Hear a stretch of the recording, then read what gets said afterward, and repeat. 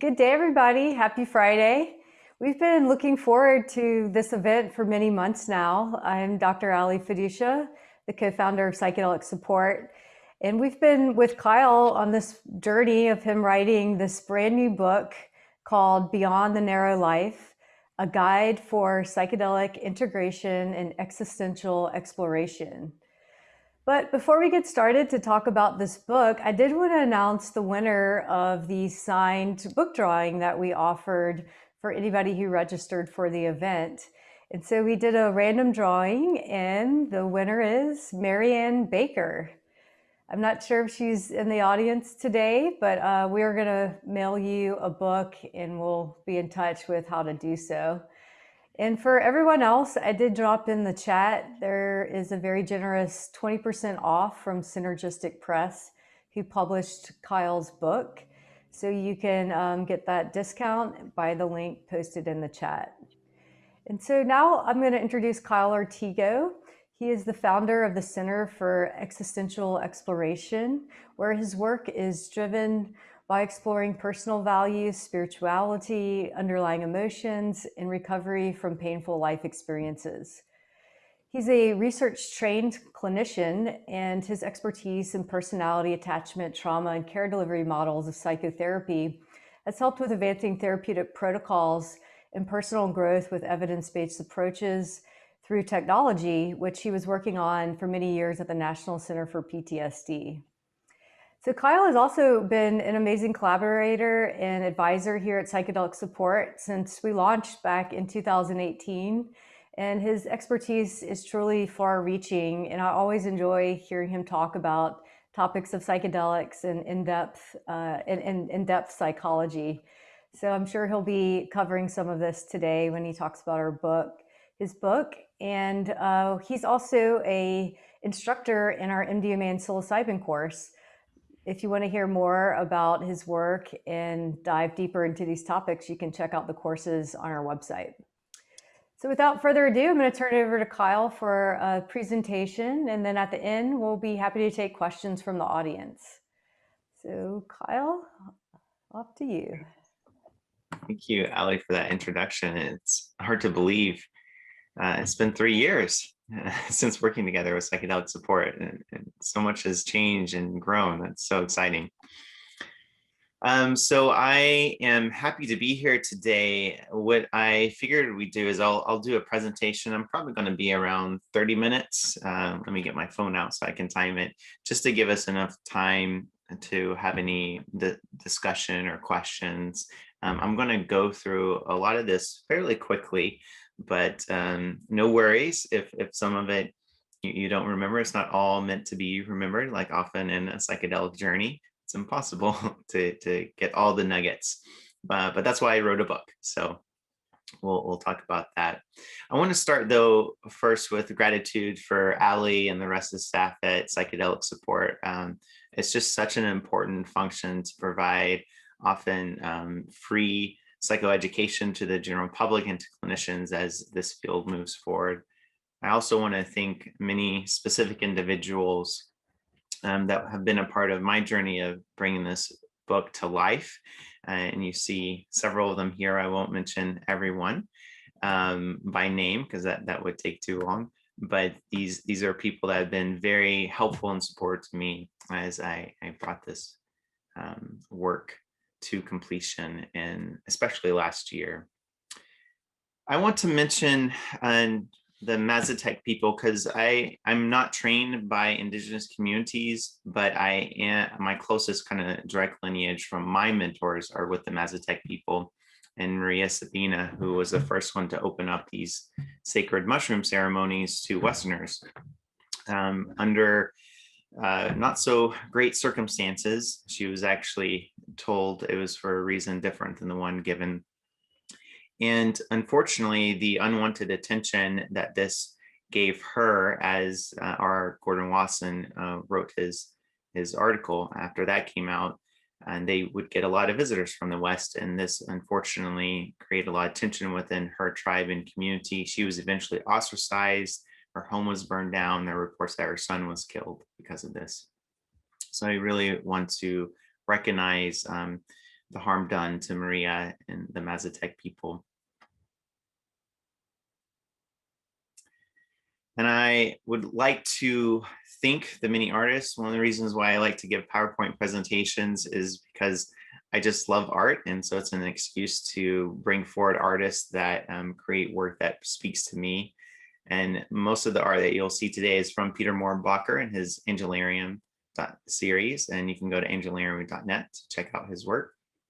And then Gustavo Atab, who is actually one of the artists that was important to my book. He did my cover art, and this is one of his installation pieces. He's a Brazilian artist. And Lysander Alström Kramer, who did many of the interior graphics. So whenever talking about psychedelics, I think it's very helpful to think about all the different players and perspectives and ways that psychedelics are discussed in all the debates. There's one of my favorite academic papers of all time, certainly titles, is Letcher's article, Mad Thoughts on Mushrooms. He's an anthropologist, I think, by trade. And he talked about how we talk about psychedelics and what we can say changes by the context and who's speaking. And it even influences what we can and can't say in those various situations. What's likely impossible is being able to talk across these different assumptions or frames of reference, and certainly being truly objective, even within science. This is based on Foucault's work, for those of you who know him. But just to summarize some of these major frames of reference, each of these columns is representing debates about whether or not psychedelics are, for example, in the pathological view, poisonous to the human body. Where I'm going to be talking is mostly within the psychological. So if psychedelics can be used for medication, healing, psychotherapy, or in the psychedelic model, which is whether or not they can be used for self-exploration to good effect. Because a lot of my work is influenced by Jung and archetypes and many of these ideas, there are ways that I might be alluding to some of the entheogenic and animistic paradigms. And what those mean, the entheogenic is a manifestation of the God within. So using psychedelics as sacraments for the divine, and animistic is using them for devices for encounters. And this can mean a lot of different things. In indigenous communities, it might be spirits, deities of some kind.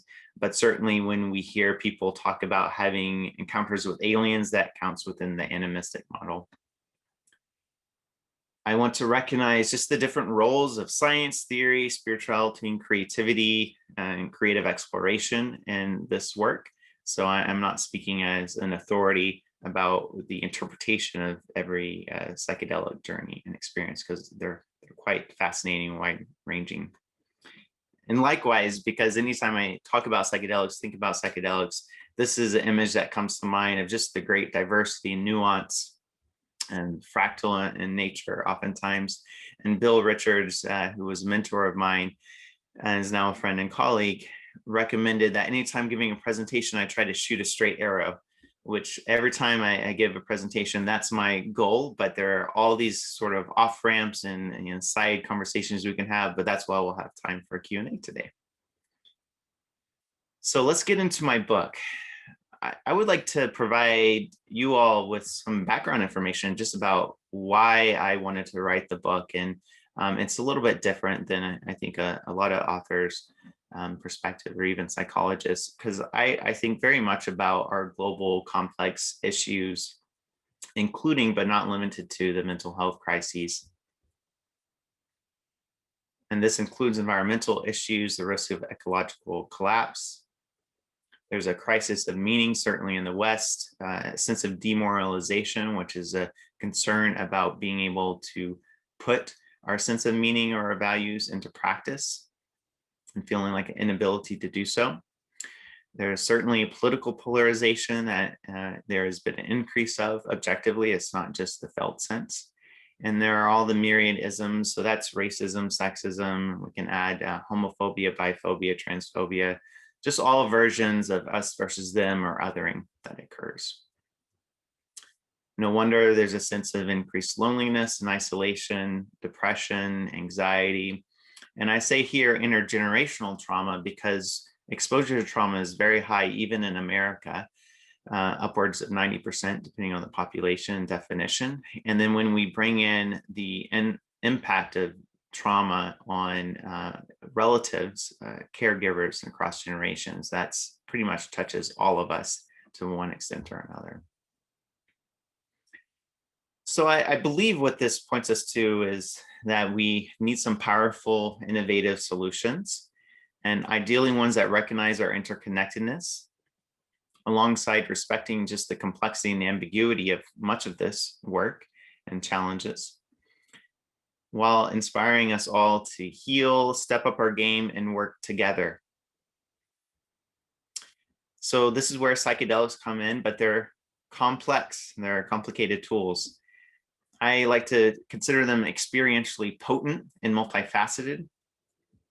Most of you know about set and setting, dose, and the different characteristics of the different substances. And many of us believe that integration work is where it's at in terms of the actual impact on one's lives and experience.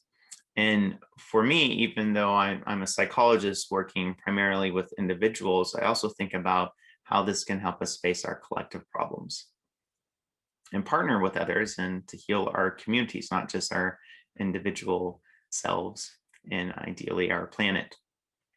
But what I call translation problems exist, and these translation problems include going from these profound psychedelic or mystical-like type experiences to our everyday consensus reality. And then from there, trying to apply any of the insights we can glean from those experiences effectively to improving our lives, our community. Of course, we don't have to mention the legal status, but we do need to mention it because that's an ongoing complex issue that is changing rapidly. So we'll see even in the state of California how things unfold. And even let's say things are rescheduled and full-blown legalized, there's still going to be access to high quality care issues because that's the case with all mental health care. So given all these big picture issues, my very modest offering as a psychologist and an author was to create a resource that I wanted to be available now and at low cost, so much more accessible than most of our mental health care system is. Certainly therapy is. And I wanted to thread the needle. By that, I mean bridge the personal healing and collective renewal, and locate a space where science, spirituality, art, all these things, instead of looking at them as being in opposition, they can come together and be transformed as allies for the work ahead. I also wanted to respect the spirit of the medicine. Primarily, I'm talking about the play with paradox and mystery and how important that is, and promote the evolution of the hero archetype or figure, the idea of what a hero can be in this modern age and with our modern challenges. So for some of the therapists in the room, you know, we have all these different theories and models about what creates positive change for people in therapy. I like to really emphasize the common factors of psychotherapy. So across these different models, what is research shown is helpful for people. One is having a shared understanding of the problem. Another is collaborative decision making. And of course, those influence the therapeutic alliance, a vehicle for change. And those include emotional attunement, some sense of mutuality, and authenticity in the relationship. I alluded to, so CBT, for everyone who is a therapist, we know this, but for everyone else, CBT is cognitive behavioral therapy. And oftentimes, but not always, it's a manualized treatment approach. And this has been dominant for decades because of several of its benefits, in addition to being evidence-based in these randomized controlled trials. So CBT is structured, it has a focus on linearity and a concrete issue or problem that's being addressed. The benefit is it's generalizable, so it's about what works for most people most of the time. There's an emphasis on psychoeducation, skills, homework, which we try to avoid that because that has negative connotations, but what you do between sessions of therapy. The focus is symptom reduction, so reduction in depression symptoms, PTSD symptoms, and again, the benefits are its scalability being short-term. For many of us who are influenced by psychodynamic, Jungian, depth, transpersonal approaches, recognizing that complexity, nonlinearity, breadth, and depth are all important to various extents. There is more inclusivity of individual experiences and personality. The work is often relational, exploratory, emphasis on the symbolic, and there's an inclusivity of growth and play in the long-term models often. And the downside is that it's intensive, long-term, inexpensive if you're working within this in an individual psychotherapy model. So this is obviously in many ways opposites, but is it possible to transcend the conflict? I mentioned before that Jung influenced me, and he really talked a lot about the tension of opposites. And in this letter where he actually was kind of warning against psychedelics because of the increased sense of responsibility that one has to do integration work, he mentioned that the psyche lives in as much as it splits and unites again. There is no energy without opposites.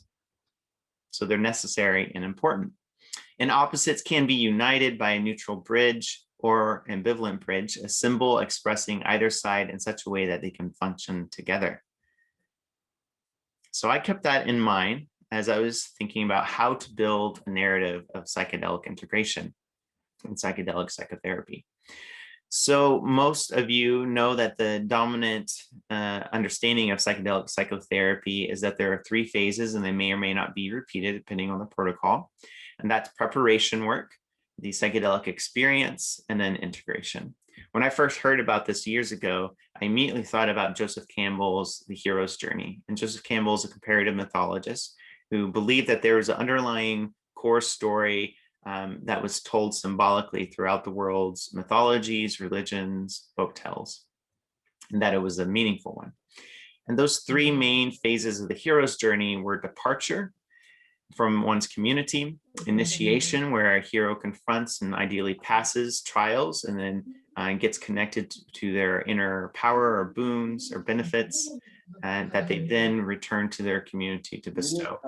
Some kind of like character that just can smash him like one hit. Okay, can folks? Is fine.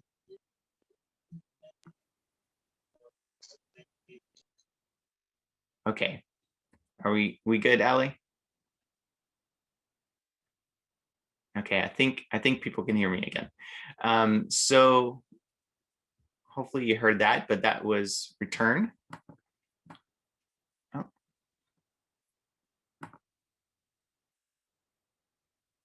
Okay, so we got to return. So the benefit of thinking about the hero's journey is that psychedelic psychotherapy is focused on mental health treatment, but the hero's journey is very much about personal development, whether or not mental health symptoms are on board. So it bridges that gap. And it can be viewed and understood from a psychological lens or a metaphysical one, which Joseph Campbell emphasized. But many people who don't believe in the metaphysical still find it as a useful model, an inspiring one. This is, again, a way to bridge the personal and collective, because you saw the emphasis on community already when I was talking about the hero's journey, but there's also the role of mentors, allies, foils.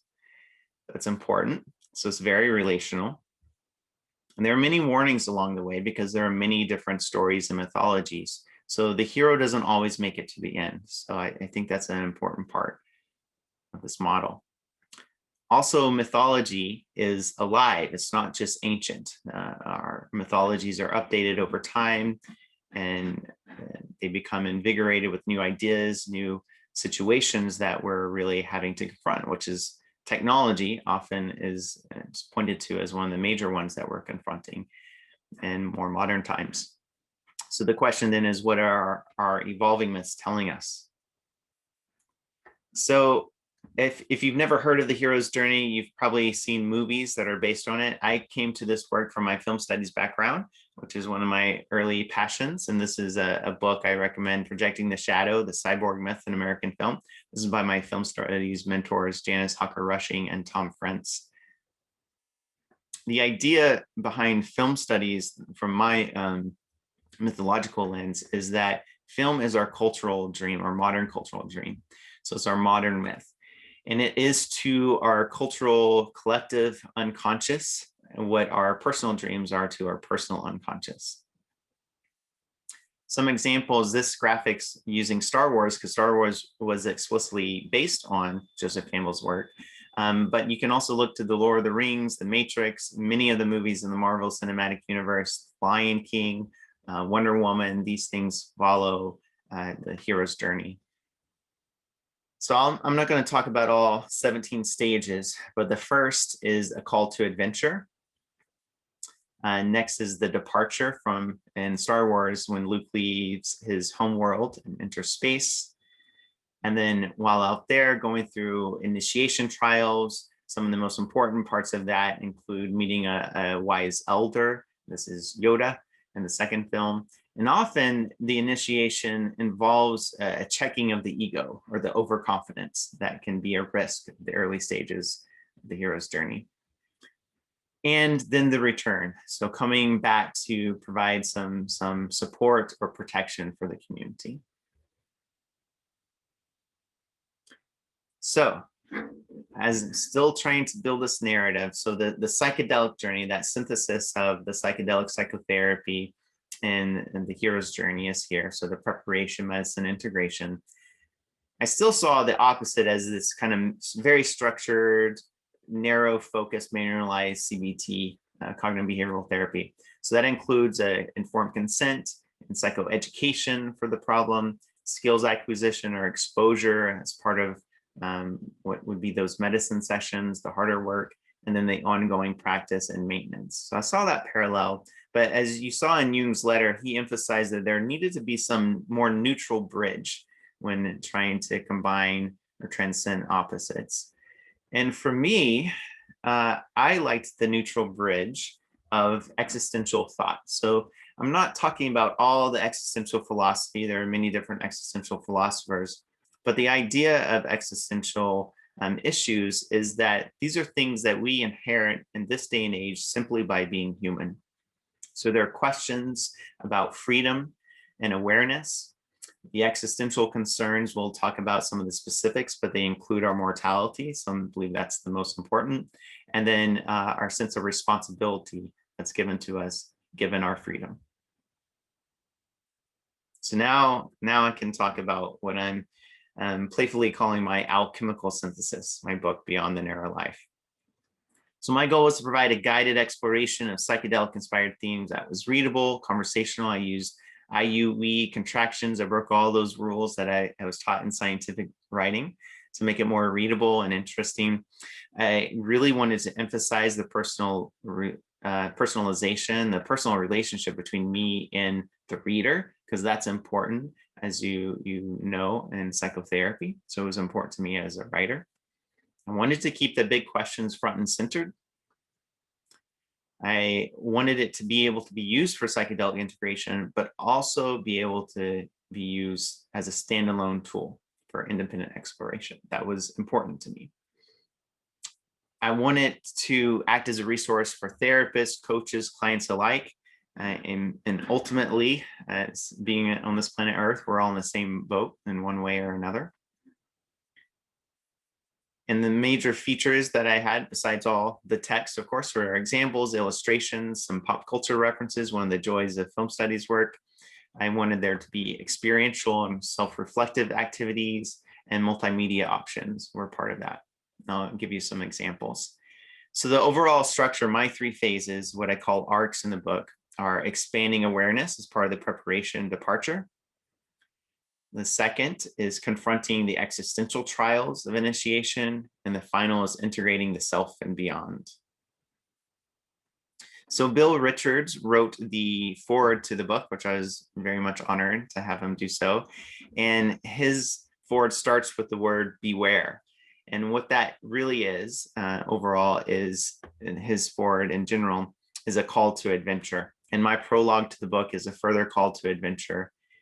And then the first chapter, this is one of the graphics from it that Lysander did, is acting as an informed consent. So an overview of what the reader is about to get into, and a decision tree as much as possible about if this is the right choice for them in their life at this time.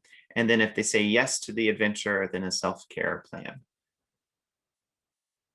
Each of those arcs that I just mentioned has an introduction to a metaphorical ally. And so this is an internal resource or attitude, and that can be symbolized by another person or a character or another symbol. And they act as an ally for the deeper theme within that arc. And then there is an intention setting activity and revisiting exercise in each of the arcs. So the 9 core chapters, what I call waypoints along the journey, have a very familiar structure to each. It starts with a self-reflections check-in, pause before diving deep, a core chapter content, and this is an overview of relevant key concepts. The simple arc-specific exercises, which are different for each arc, but an example, this breaks up the reading too. An example is in the trials arc, is a sentence completion task, which is a classic activity in psychology and psychotherapy. And then suggested applications of everyday life. So bringing these pretty abstract or theoretical or esoteric ideas into our activities of daily living. An anonymous psychedelic journey report that's connected to the major theme.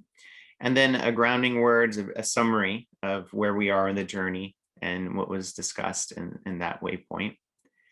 And then your assignment, your choice. So this is what people can do between reading chapters. And I generally recommend like 1 week per chapter. So it's not a book that you just want to speed through.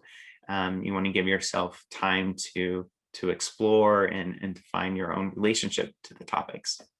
So that's the purpose of this part of it. It's a curated menu of 4 between chapter activities that you can choose from. This is an example from the self-awareness waypoint. That's the second waypoint in expanding awareness. And so all of these options, I try to make them accessible and free. Examples include personality tests, and I found some free ones that people can use, or daily journaling, especially stream of consciousness journaling is a great activity for building self-awareness.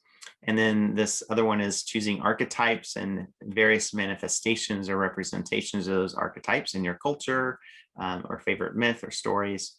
And then each chapter also has a meditation, original meditation tied to it. And finally, a travel journal prompt. So the first arc, expanding awareness. So when choosing the ally for this, the metaphorical ally, this one was the easiest, and that was curiosity, because curiosity helps us see things that are surprising or that we don't know and that we're motivated to find out about. I start with something that was never discussed, I think, in any of my psychology training, which kind of shocked me, but that's cosmic awareness. And I use just the sheer expansiveness of space and time from even a purely materialistic scientific standpoint as a way of kind of inducing a sense of awe and humility, which is part of awe for sure. This is from the series The Cosmos. If you haven't seen it, I do recommend it. And this is based on the 13.8 billion years of the known observable universe, all being condensed into a calendar year. So from January 1st to December 31st. And this bottom row is the final minute of that December 31st. If you look here, this is where our written records date back. We also know that our written records are not the full story. So anytime I'm getting a little confident or self-assured, I remind myself of this just to make sure I understand my place. Just in time, we can do the same with space, and the book does. Self-awareness is the next stopping point. I already talked about that. This is one of those figures that I created for the book, just talking about defense mechanisms and how they can work for all of us and at different levels. And I'm going to go through these things very quickly, but I'm not intending for you to read through, but happy to talk about anything at our Q&A if you want to go into it deeper. This is another symbol of the layers of the personal mind and consciousness. I included, since it's discussed so much in psychedelic spaces, cosmic consciousness or unconsciousness, but recognize that that's not really a scientific concept per se, because it can't be falsified. But most of this is viewed from a Jungian model of the psyche. Then I go into experiential awareness, the 4 modes of experiencing: thought, emotion, body, and behavior. And this is where I give some concrete skills that people can choose to practice to build both awareness and to use as active coping. Some of this is used in the psychedelic psychotherapy research too. Okay, so all of that is preparation for going into the existential trials of initiation. And this ally needed to be a bit more sophisticated than curiosity, and so I came up with acceptance. A big part of this arc included heeding the warnings, or what I call the off-ramps of the hero's journey. And many of these are addressing spiritual bypass, which is a concept that John Wellwood came up with. He's a psychologist, existential psychologist, and a Buddhist practitioner. And he came up with this idea to explain how we can use spiritual concepts or ideas such as all is love, we're all connected, as ways to skirt over the more difficult and challenging aspects, especially emotionally, of life and our existence, and ambiguity. So it's not that those things are necessarily wrong, it's that they might be tools for avoidance. So I start with mortality and impermanence, including some material on grief. I don't know if anyone's seen this film, but this is one of the films I reference. It's called Enter the Void.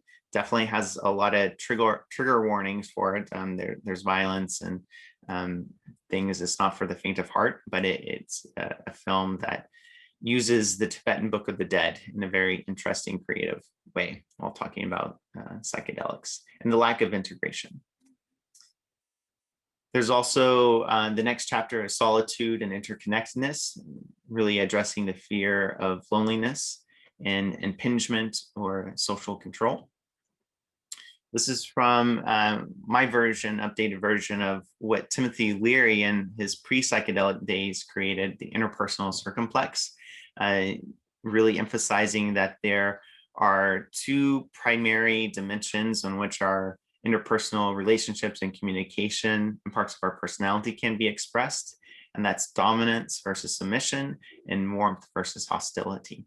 And so this is a way of looking at how our behavior impacts and pulls for behavior from others and vice versa. So really emphasizing that interconnectedness in this communication standpoint. This is one of Lysander's versions of graphic looking at our embeddedness.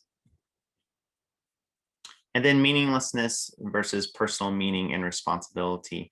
For those of you who are trained in acceptance and commitment therapy, you know a big part of that work is values, clarification, and action.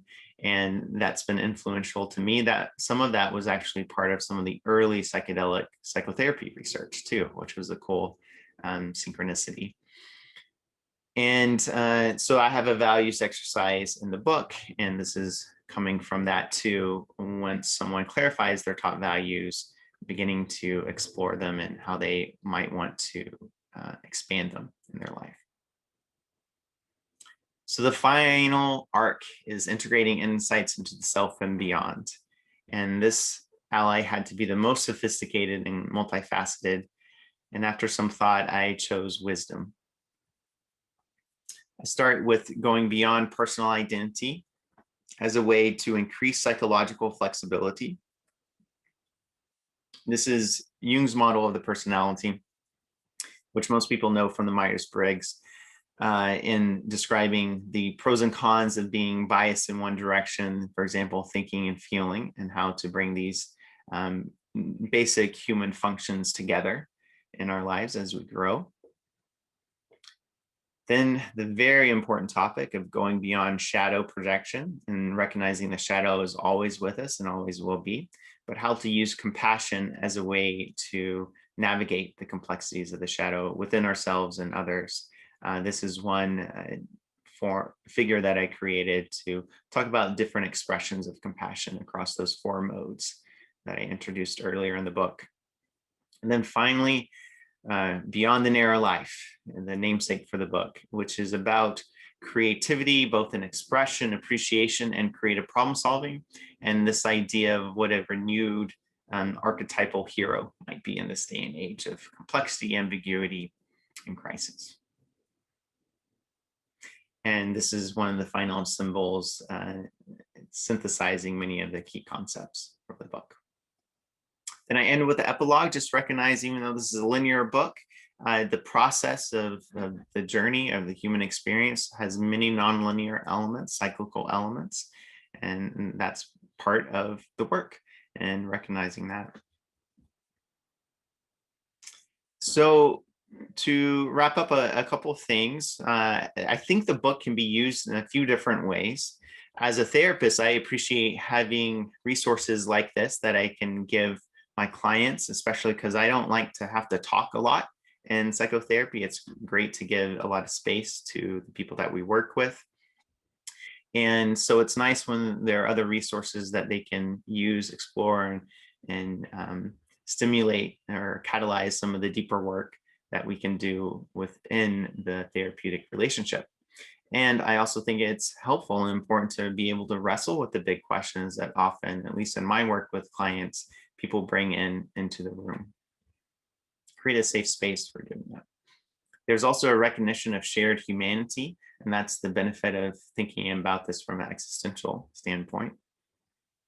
And there's a spark for that creative drive. And I mean by that, the creative drive for the therapist and for the clients. Like, people can, and I do expect people to go beyond the activities that I chose for my book, because there are really endless possibilities.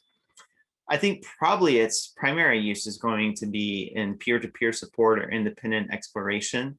And someone once talked about my book as being a mix of The Artist's Way, which is a workbook for reinvigorating one's sense of creativity, meets Michael Pollan's How to Change Your Mind, which is a fun melding. And then whoever you do it with, as long as there's a basic sense of trust and respect, I think it definitely would deepen those personal relationships, that sense of connection and intimacy. Because the retreat model for psychedelic use is very common and will continue to be common, I think this would have a potential role for the preparation and integration resources, because those are underemphasized in the retreat model. And then all these spaces in between, from people who have used psychedelics casually, but may want to really work on the integration work and develop some of their psychospiritual tools and sense of self and meaning. But throughout the book, I keep a pretty agnostic stance on interpreting what psychedelics and those experiences actually mean and are for people, because it's so individual. But I did that too because I wanted to cast a big net. I didn't want to speak only to the choir, but talk too from folks who are cautiously curious to those intrepid psychonauts.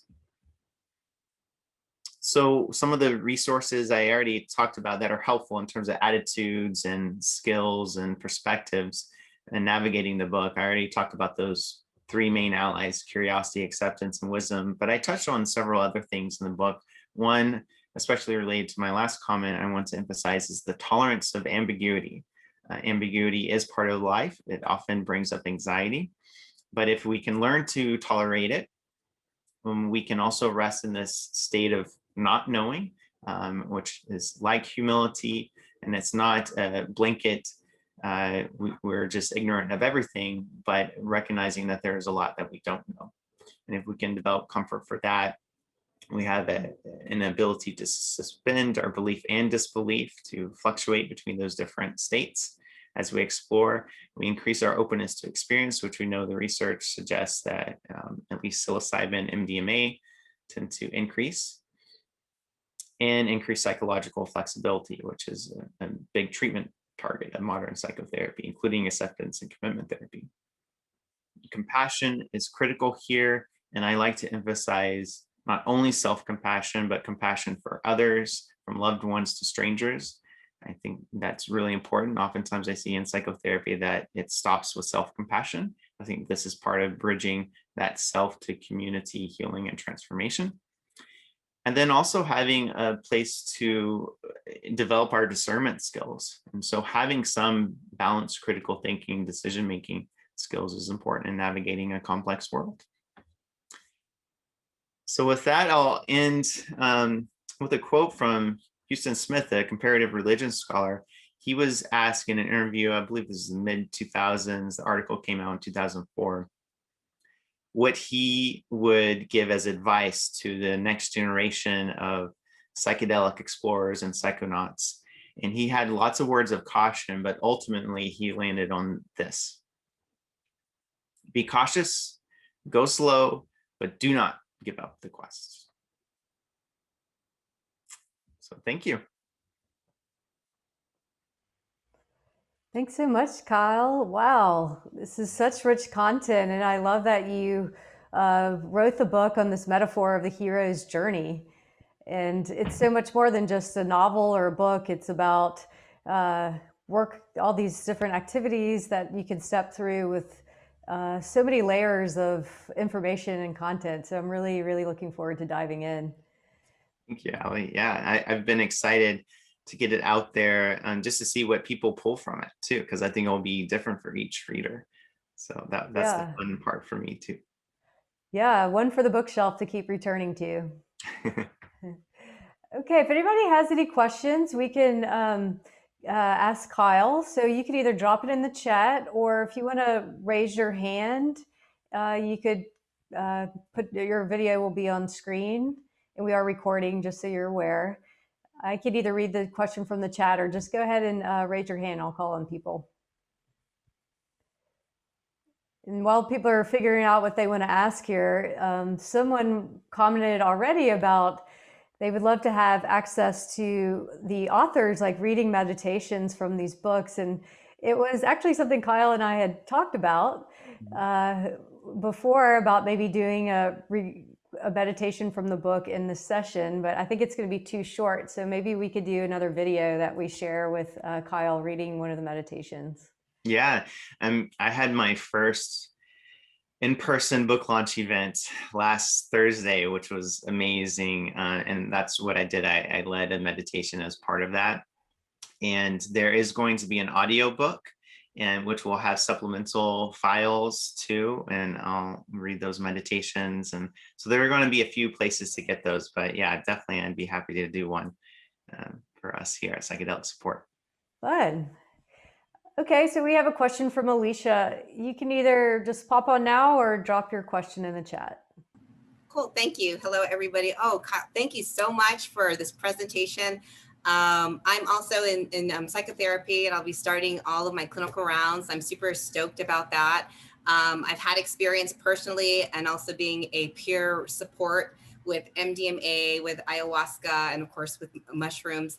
I can definitely see how this would be such a great tool for peer support and education. One thing that I felt that lacked in a retreat that I just went to past weekend was this whole integration process, and allowing the participants to layer more so, right? To even get deeper in the psychological component. But I really love your bridge and your integration between the spiritual and the psychological. Where do you see your book kind of integrating into that in terms of having this be a training tool for peer support, for ceremonial, not just in the integration aspect of medical purposes? Mm-hmm. Yeah, well, thank you for your comments. I really appreciate that. It's a thing that can be uncomfortable for a lot of people who are trained only in traditional mental health, but it is part of our competency, to cultural competency, to learn about spirituality, religion, a lot of these assumptions that we make as therapists and that our clients can make about the meaning of existence and life, etc. So I think that's one of those bridges. There's an openness that is important, and was important for me as an author and as a psychologist. So my book and my work is not to convert anyone into my own belief systems. And I think that's important to recognize. And that's something that may be missing too from like peer support and coaches, because we always have assumptions about the nature of reality and what's important. So being able to support someone as they go on the journey with this book. Like that's why those activities, the sentence completion, like what it sparks for the individual is so important, what I want to emphasize.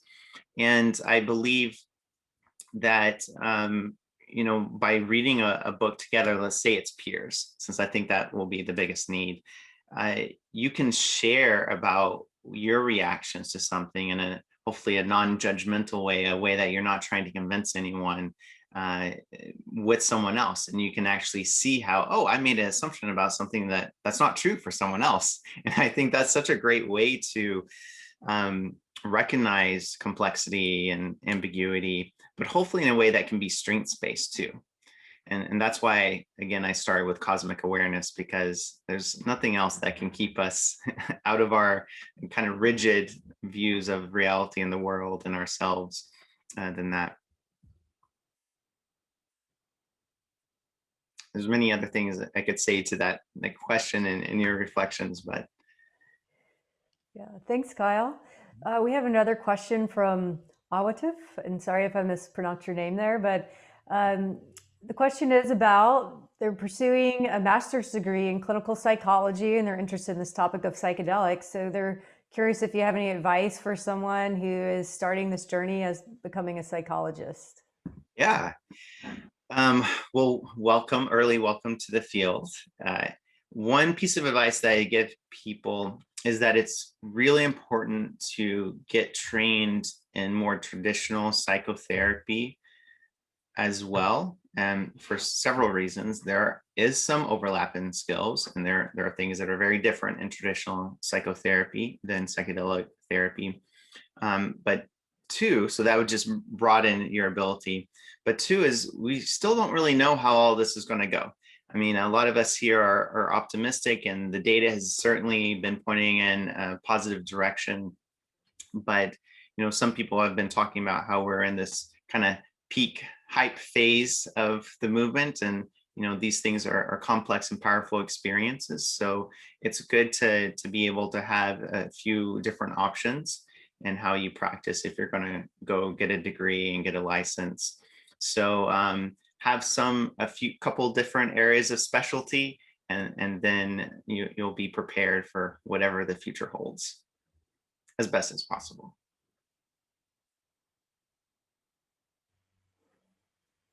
Thank you for that. Does anybody else have a question?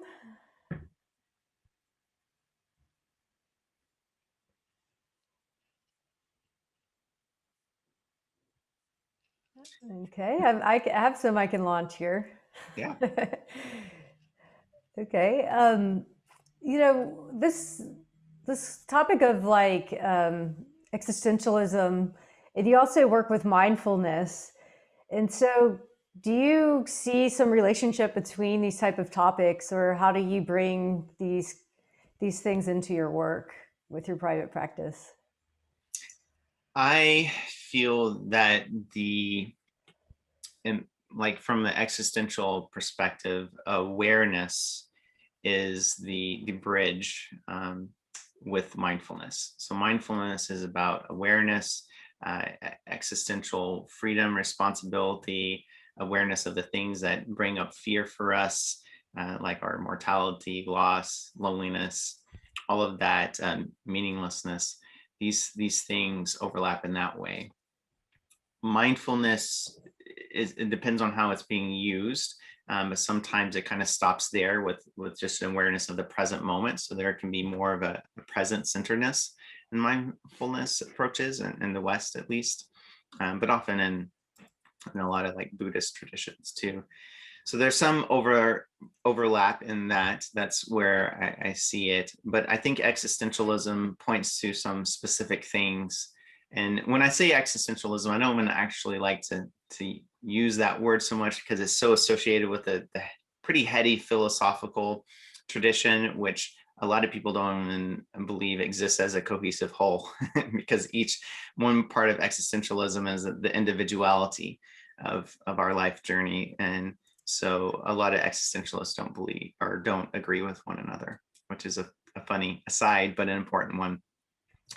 So I think that also is where we can come back to awareness, is if we're just able to be aware of what's happening in the present moment, or aware of our thoughts, aware of the situations without acting, without jumping to conclusions, then I think we're doing the most basic and important part of the deeper work. Yeah, absolutely.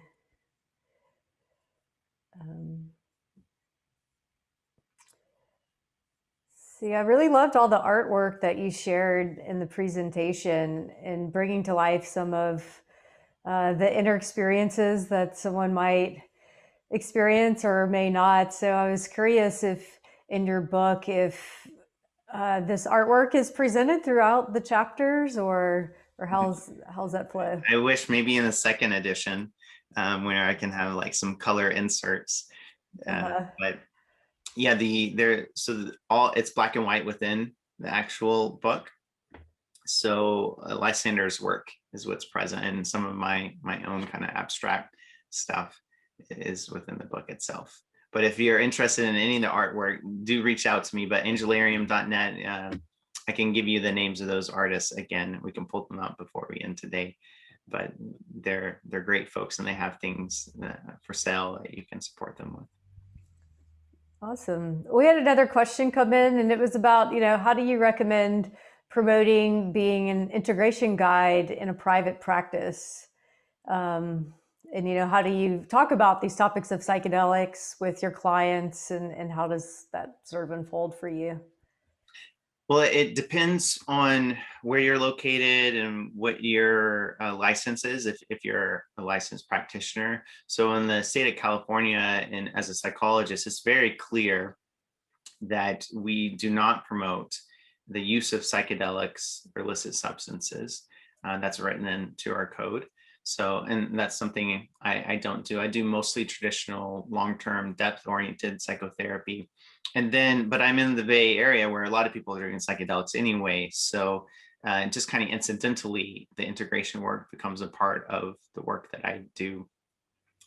What I've come to in the state of California is being able to mention integration work, because that's part of the risk reduction, what's traditionally been called a harm reduction approach to psychedelic psychotherapy or substance addiction work. So it's not a perfect match, but it is certainly something that's in line with, I think, our ultimate goals. If you, so check your own professional board, if you're licensed in your state, see what they say there. It's clear that we also in California don't connect people to sources. So a lot of people will reach out to me because of my work, and they think I can connect them to a source, which I can't, and I don't, and I wouldn't.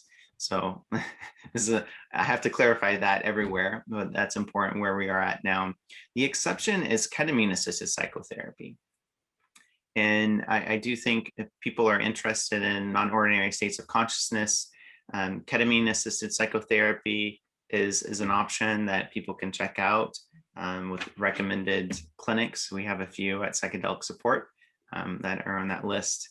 And then holotropic breath work, that's something that's easy to underemphasize or kind of devalue, but they're very powerful experiences people can have without any external substances. So that's another thing to keep in mind. And then there are these retreats for people who can get kind of screening and cleared for reliable retreats that are doing this stuff. Unfortunately, a lot of them are really expensive, so that's the downside. So those are a few things. Yeah, and I dropped in the chat. We cover this topic with Erica Siegel, a licensed social worker, in our free harm reduction course, about preparing this idea of not so much about preparing people to take psychedelics if you're a licensed professional, but about approaching it from a harm reductionist standpoint of providing information, helping with self-inquiry, helping people to know what the risks are in different environments, maybe giving ideas of where they can find resources for safety. So it is still a gray area, psychedelics, as we know, even though media really portrays this in a certain way, that licensed professionals still have to be quite careful doing preparation and integration work. But for sure, there's supportive ways to help maximize benefit while reducing the risk. And so we did have a question here from Reverend Jamie, who's asking, would integration work be the best title? And he is asking what the other 8-letter A word was when you're talking about entheogens. Yeah, so animistic. Yeah. So that's the discourse. And Mad Thoughts on Mushrooms is the name of that paper again, if you want to check it out. Great. And then he asked the follow-up question about what are the best paid programs.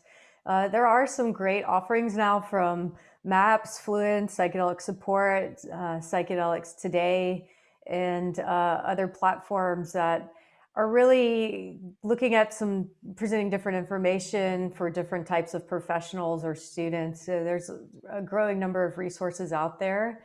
One thing to keep in mind if you want to be delivering these medicines in your practice, the FDA is going to give some stipulations around the certifications that are going to be valid for administering these substances. So just kind of keep that in mind as you're doing your trainings and programs. And CIS, the one that Kile attended, has a great reputation and has been around for, I think, about 4 cohorts now, 4 years.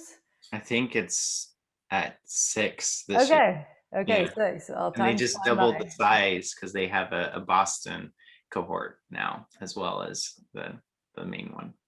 Okay, great. So they're now we're asking about some mycology classes. There's some great info online. A Double Blind has a self-paced mycology course you can watch, but there's also great resources to grow your own mushrooms and fungi, which in some locales, this is becoming decriminalized or the least enforceable by law enforcement agencies. So that's a new approach that people can learn more about if that interests you.